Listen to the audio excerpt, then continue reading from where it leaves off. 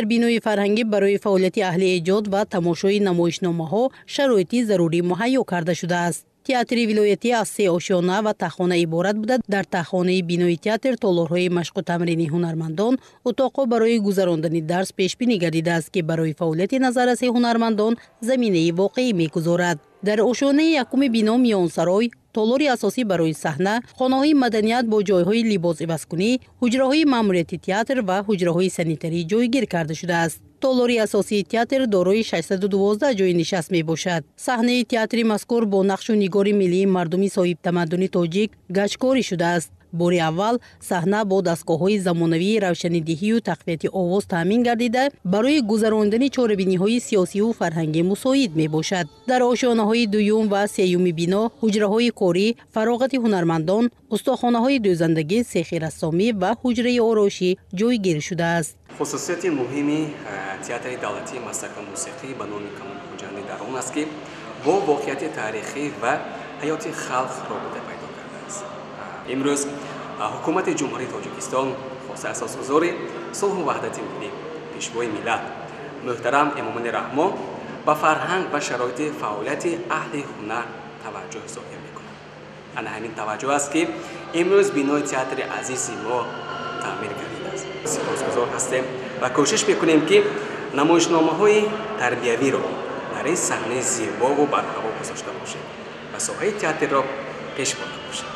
همچنین در دایره کارهای آبادانی و سازندگی در آشیانه سوم بینای تئاتر دولتی موسیقی مسکوی به نام کمال خوجندی صحنه خرد با 102 جای نشست ساخته به استفاده داده شد. در زمینه سیاست فرهنگ پرورانه پیشوای ملت محترم امامالله رحمان در سالهای صاحب استقلالی مقام و منزلت تئاتر تاجیک بلند گردیده شرایط مناسب کاری برای کارمندان ساحه فراهم آورده می شود. زیرا تئاتر یک شاخه اساسی فرهنگ به حساب رفته تجسمگری هویت ملی انعکاس کننده حیات اجتماعی است و اصالت ملی را طریق نمایشنامه‌ها پایدار و استوار نگاه می‌دارند. حدودی بینای تئاتر دولتی موسیقی مسکوی به نام کمال خوجندی با تخت سنگ‌های مرمرین استحصال کارگاه‌های ولایت آرایش یافته است. اطراف تئاتر پررنگ گلکاری و باستونپایه‌های روشنی دهنده چراغان شده 5 عدد صحبت کرده ساخته شده است. پیشوای ملت محترم امامالله رحمان ضمن شناسایی به صنعت بلند معماری ملی بینای تئاتر که از جانب استادهای چیره‌دست ولایت با اصول نوتکرار زیب و زینت یافته است بهای بلند دادند. امروز برای اهل هنر تئاتر باعث افتخار و سرفرازی است که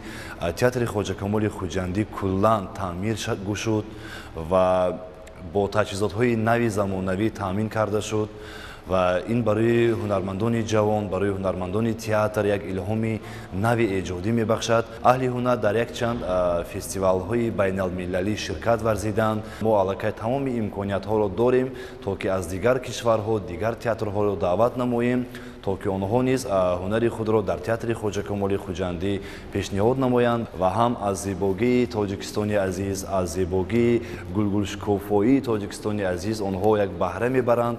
تعمیر و با نمودی نو زمانوی موردی بهره برداری قرار دادن انشاءات مذکور در شهر خوجند به بلند برداشتن سطح و صفتی فعالیت اهل فرهنگ و صنعت ولایت سوخت روانه گردیده است و به طرح معماری شهر نیز زیبایی تازه ضم نمود. چندین سال تئاتر چنین تعمیری کلورا ندیده بود. مثل بستان است این تئاتر. نه تنها داخل تئاتر، گرد و اطراف آن گل و گلزار، چراغان، یک خیابان بستان را میماند. ما فرهنگچیان، هنرمندان تئاتر عرض سپاس خود را به پیشوای معظم ملت میرسانیم که همیشه دستگیری فرهنگچیان هستند. امروز در تئاتر دولتی موسیقی مسکوی به نام کمال خوجندی 161 نفر فعالیت داشته 70 نفر آنها را گروه ایجادی تشکیل می دهد. با استفاده از تالارهای برهوا و حجره‌ها برای مشق و تمرین هنرمندان کسبی تئاتر ولایتی امکان دارند من بعد برنامه‌های گوناگون و نمایشنامه‌های جذاب و دیدنی را پیشنهادی تماشابینان ذکی گردانند. پس از بازدید و شناسایی با شرایط و امکانیت‌های تئاتر، پرزیدنت جمهوری تاجیکستان محترم امامالله رحمان در تالار بزرگ آن با اهل فرهنگ ملاقاتی صمیمی دایر نمودند. پس از سخنرانی سروری دولت اهل صنعتی ولایت برنامه خوبی فرهنگی ترنم کننده صلح و وحدت جاودانه تاجیکان و دستاوردهای زمان صاحب استقلالی دولت را پیشکش کردند که بسیار جالب و دیدنی بود. هنرمندان کسبی با آفریدن نمایشنامه‌های تئاتری در رشد ساحه، بلند برداشتن قناعت معنوی و ترغیب سیاست فرهنگ پرورانه پیشوای معظم ملت سهم شایسته می‌گذارند. در تمام ممالک متمدن دنیا صنعت، تئاتر این میزانی است که محبت پاک انسانی را میسنجد. ما اهل صنعت کوشش میکنیم که در ضمیر خلق، در مزرعه دل مردم تخم معنویات و اخلاق، تخم نیکی و نکوکاری، آفریدگاری و سازندگی را سبز نماییم. از اقدام‌های نیک اساسگذار صلح و وحدت پیشوای معظم ملت پرزیدنت جمهوری تاجیکستان محترم امام علی رحمان روشن است که این بعد هم اهل هنر را پشتیبانی میکنند برای رشد و کمال صنعت تاجیک. این حال در ولایت سوخت 7 تئاتر کسبی در شهر و نایه‌های خوجند و بوستان، کونی بادام، سپیتامین، اشت و در 5 شهر و نایه‌های دیگر اسفره، دیوشتیج، مسجو، پنجکن و استروشن تئاترهای خلقی فعالیت دارند. پیشوای ملت محترم امام علی رحمان به هنری والای صنعتکاران و هنرمندان ولایت بهای بلند دادند. اهل فرهنگ ولایت سوخت خاصه هنرمندان تئاتر به پرزیدنت جمهوری تاجیکستان محترم امام علی رحمان برای چنین توجه که وسیله خوبی حفظ فرهنگ بزرگ خلق تاجیک است، اظهار سپاس و مینتداری کردند. در ناحیه باباجان غفوروف با اشتراک پیشوای ملت همزمان یک بینای نوی تعلیمی در نزد مؤسسه تعلیمی میانه عمومی رقمی 15 به استفاده داده شد. باید ذکر نمود که مکتب مذکور از کهن‌ترین مؤسسه‌های تعلیمی در این ناحیه حسابیده می شود که از سالهای 30 عصر گذشته فعالیت دارد. حکومت مملکت تصمیم گرفته است که به جای این مکتب کهنه در نزدیکترین فرصت بینای نو و زمانوی بنیاد نماید و اینک قدم اول در این سمت گذاشته شد. سنه 15 اپریل اساسگذار صلح و وحدت ملی پیشوای ملت پرزیدنت جمهوری تاجیکستان محترم امام علی رحمان در ناحیه باباجان غفوروف بینای نوی تعلیمی را برای 840 نفر خواننده در نزد مؤسسه تعلیمی میانه عمومی رقمی 15 افتتاح کردند. مؤسسه تعلیمی میانه عمومی رقمی 15 یکی از انشاءات‌های تعلیمی کهن‌ترین در ناحیه می باشد که سالهای 30 عصر گذشته ساخته شده است. با گذشت سالها بینای مکتب فرسوده و تعمیر طلب گردیده بود. همچنین با زیاد گردیدن اهالی محل صنفخانه ها ناکفایه گردیده بر روند تعلیم و تربیت تاثیر منفی می رسانیدند. امروز شادی و خرسندی استادان و محصلین و والدین آنها حد و کنار نداشت، زیرا با دستگیری پیشوای معظم ملت محترم امام علی رحمان مکتب صاحب بینای نو و زمانوی تعلیمی گردید. ای بابا جان، بابا جانی مهربان، ما دستای طبیعت شایسته این زمان. صد ثروتی به‌بها دارد طبیعتی ما، در شناخت آن باشد کتاب ما متقا. طبیعت به مثال است، رسامش به زبان است، هدیه‌اش به انتظار پاکیزه و زلال است. طبیعت داد ما را چشم سری، جوان مردی و نیروی دلیری. طبیعت را بی‌باید باز داره، چه مادر ما به آن اخلاص داره. گنجینه به‌بها دارد طبیعتی ما، هر بوته و گیاهش و اهل عالم شفا. آب و خاکش عنبرین، جلوه‌اش زیباترین، عالم نباتاتش رنگ و بهترین. سال روزی صناعت، سال نمای کشور، از حسن پاکی دیار عالم شود منور. طبیعت مادر کتاب است که آن را هم خواننده کن دیدن. طبیعت سر و پا نوشدار است. در فصل بهاران طبیعت باز هم زیباتر و رنگین تر می‌گردد. ما نسل آریای شاگردی با وفای، به کشوری نازنین از جان خدمت نماییم. ما فرزندی زمانیم، چون باغ گلفشانیم. حسن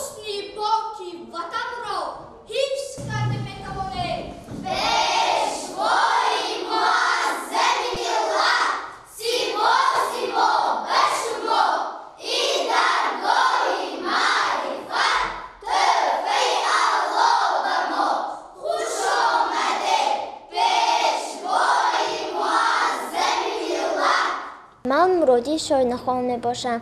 من در مؤسسه تحصیلات میانه عمومی رقم 15 ناهی باباجان غفورov تحصیل میکنم. در صنف 4 ام میخونم.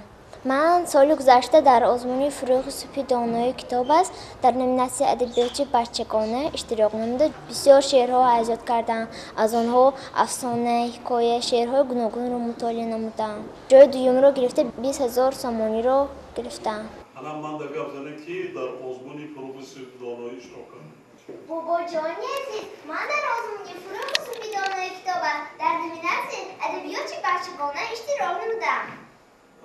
در مکتب یا که در شهر؟ در شهر. جای چند گرفتی؟ جای دوم رو اشغال نمودم. شهر ده؟ بله. توفه دادن؟ بله. چی دادن؟ به من مبلغ دادن. چند تا؟ به من 20,000 مبلغ دادن.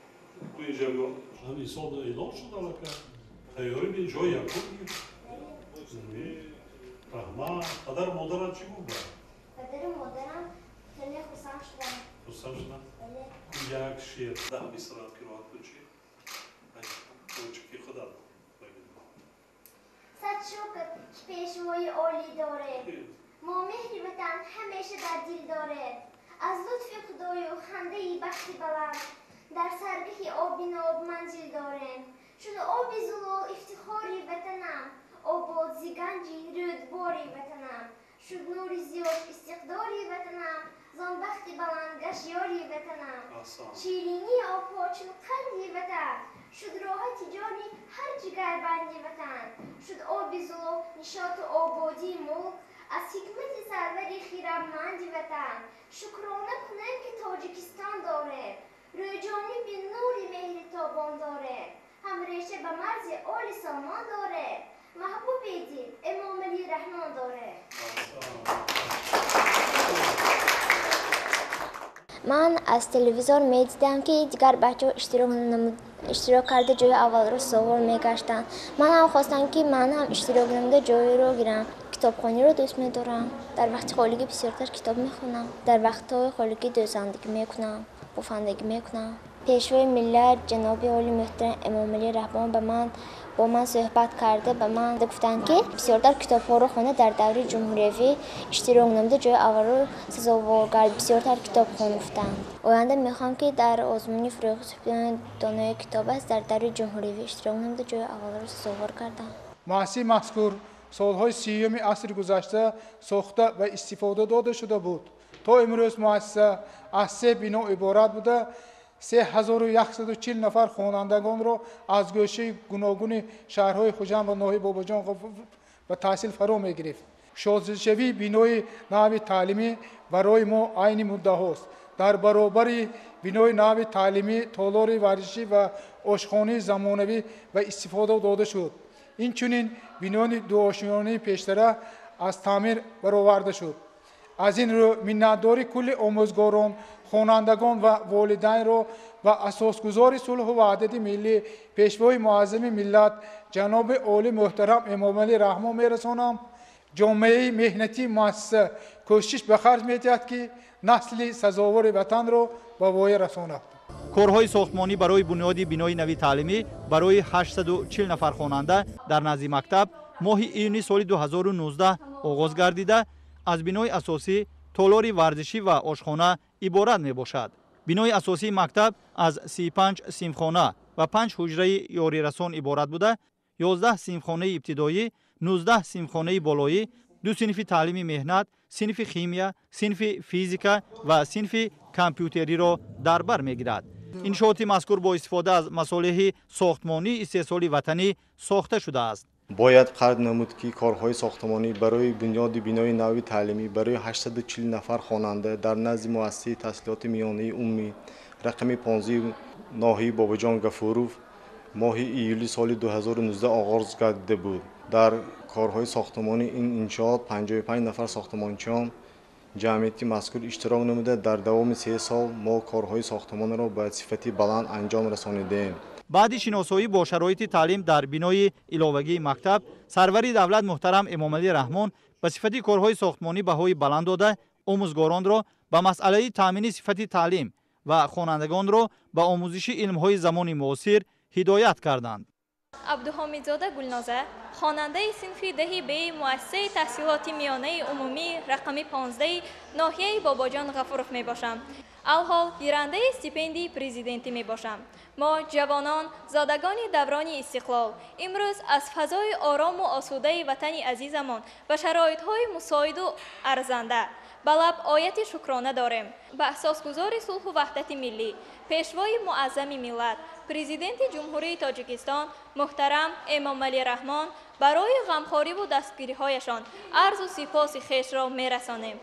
من خواننده صنف دهم مؤسسه تحصیلات میانه عمومی رقم 15 مراد شکرانه گیرنده استیپندی رئیس ناحیه خوشبختم که در چنین مؤسسه زیبا و زمانوی تحصیل می‌نمایم. پیشوای معظم ملت بارها در برآمدهایشان قید نموده بودند که باید زبان نیاگان خود را آموزیم و حفظ نماییم. من غالب المپیاد ولایتی از فن زبان و ادبیات تاجیک می باشم و در برابر این می کوشم که زبانهای روسی و انگلیسی را از خود نمایم. من سلطانوف کمال جان خواننده صنف دهم مؤسسه تحصیلات میانه عمومی رقم 15 می باشم. من از خودی به آموزش زبان انگلیسی شوق و هوس دارم. 2 سال این جانب برای بهتر آموختن این زبان در مرکز زبان آموزشی شکسپیر میخوانم. آینده میخواهم که ترجمان شوم. من عرض سپاسی خود را به جناب عالی میرسانم که برای دانش آموزی و زبان آموزی ما جوانان تمام شرایط ها را مهیا کردند. هر سال یک مرتبه از طرف سفارتخانه آلمان پرسشی تستی با مقصد دریافت خوانندگان با استعداد گذرانیده می شود. خوانندگان که از سنجش میگذرند طریق رایگان مدت 1 ماه در شهرهای آلمان زندگی نموده با مدنیت، تاریخ، فرهنگ این ملت از نزدیکی آشنایی پیدا میکنند. خوشبختانه این بخت امسال نصیب من و 3 نفر هم مکتبانم گشت که 3 ایولی سال جاری به کشور آلمان سفر میکنیم. همه این دستاوردها محض با دستگیری پیشوای معظم ملت که برای دانش آموزی ما جوانان تمام شرایطها را فراهم آوردند نصیبمان گشت.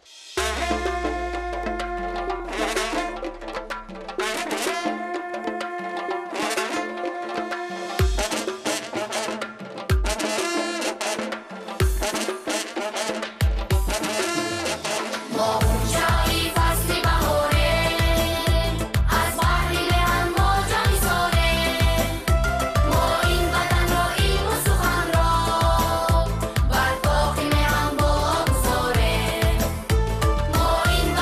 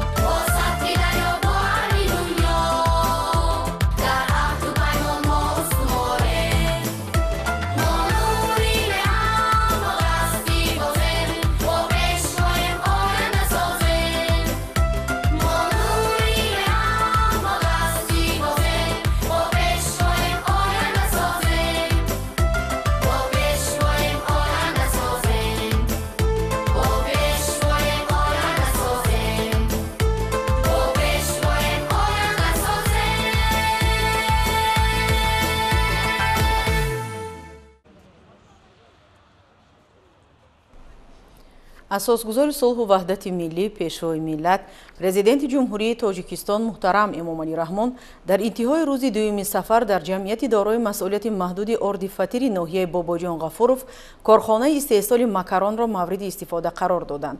Ба иттилои масъулон, хатти истеҳсолии корхона имкон дорад ки дар як баст то 1 тонна маҳсулот тавлид кунад ва ин бештар аз 30 намуди макаронро дар бар мегирад.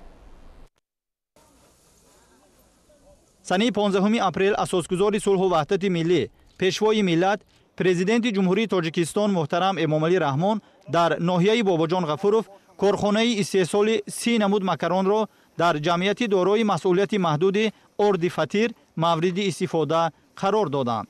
бояд гуфт ки дар партави иҷрои дастуру супоришҳои президенти ҷумҳурии Тоҷикистон барои таъмини бозори дохилӣ бо молу маҳсулоти ниёзи мардум, ҷамъияти дорои масъулияти маҳдуди орди фатир тасмим гирифт ки ба истеҳсоли маҳсулоти ивазкунандаи воридот, бахусус навъҳои гуногуни макарон оғоз намояд. барои ноил шудан ба ин мақсад аз тарафи муассисони ширкати ватанӣ барои сохтмони бинои истеҳсолӣ ва харидорӣ намудани таҷҳизоти истеҳсолӣ маблағи 2 миллиону 150 ҳазор сомонӣ сармоягузорӣ карда шудааст.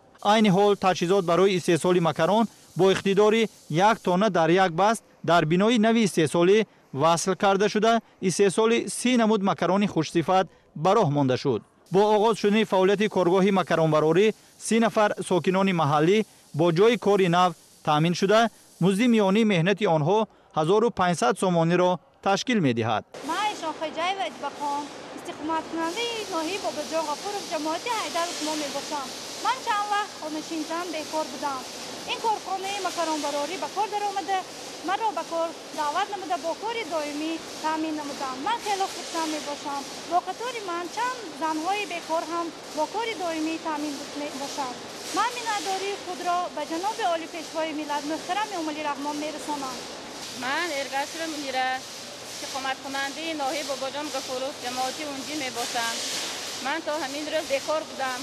من کارخانه استحصالی مکران براری تشکیل شد. ما را به کار قبول کردند. ما 1500 تومانی معاش میگیریم. من خیلی خرسند هستم که با کار دائمی تامین شدم. مننداری خود را به جناب عالی محترم امامعلی رحمان بیان میکنم. ҷамъияти дорои масъулияти маҳдуди орди фатир аслан 11 августи соли 2011 ташкил шуда фаъолияти асосии он коркарди гандум ва истеҳсоли орд мебошад. мо ҷавонони даврони истиқлолият шукронаи соҳибистиқлолии кишвар ва меҳани ободу зебо мекунем ки дар фазои сулҳу субот таҳти роҳбарии фарзанди фарзонаи миллат пешвои сулҳ офару муаззами миллат муҳтарам Эмомалӣ Раҳмон кору фаъолият намуда истодаем. эълон намудани солҳои 2022-2026 солҳои рушди саноат аз тарафи муҳтарам Эмомалӣ Раҳмон ба мо соҳибкорони ҷавон боз як такони ҷиддӣ бахшид. ман аз ин ташаббуси пешгирифтаи пешвои миллат хеле хурсандам ва дар ин асно фаъолияти соҳибкории худро ба стандартҳои ҷаҳонӣ мутобиқ намудам. дар сехи макаронбарории ҷамъияти дорои масъулияташ маҳдуди орди фатир зиёда аз 30 нафар сокинони маҳаллӣ бо ҷойи кори доимӣ таъмин гардиданд. маҳсулоти истеҳсоли ватанӣ аз он ҷумла 30 намуди макарон орди аъло сифат бо сифати баланду нархи дастрас истеҳсол шуда истодааст. дар ҷамъияти мо шӯъбаи фурӯш мавҷуд аст ки маҳсулотҳои моро ба тамоми минтақаҳои ҷумҳурӣ дастрас менамоянд. нуқтаҳои фурӯши мо ба ғайр аз вилояти суғд инчунин дар шаҳрҳои душанбе, вилояти хатлон, ноҳияи тобеи марказ ва бадахшон мавҷуд ҳастанд. дар оянда нақша дорем ки фаъолияти хешро васеъ намуда пурра бозори ватаниро таъмин намуда барои содирот низ саҳм гузорем. иқтидори истеҳсолии корхона коркарди 240 тонна гандум дар як шабонарӯз мебошад. дар ҷараёни истеҳсолот гандуми навъҳои беҳтарини ҷумҳурии Қазоқистон истифода мешаванд. дар фаъолияти худ ширкат аҳолиро бо маҳсулоти хушсифати ордӣ таъмин намуда барои ноил шудан ба яке аз ҳадафҳои стратегии кишварамон ҳифзи амнияти озуқаворӣ ҳиссаи худро гузошта истодааст. аз аввали фаъолияти худ корхона ба сифати маҳсулоти истеҳсолшаванда аҳамияти махсус дода дар байни истеҳсолкунандагони орд бо сифати маҳсулоташ мавқеи хосро ишғол менамояд. роҳбарияти ширкат тасмим гирифтааст ки дар оянда низ барои таъсиси коргоҳҳои нав таъмин намудани аҳолӣ бо ҷойи корӣ ва бозори истеъмолии дохилӣ бо маҳсулоти ватанӣ ҳиссагузорӣ намояд.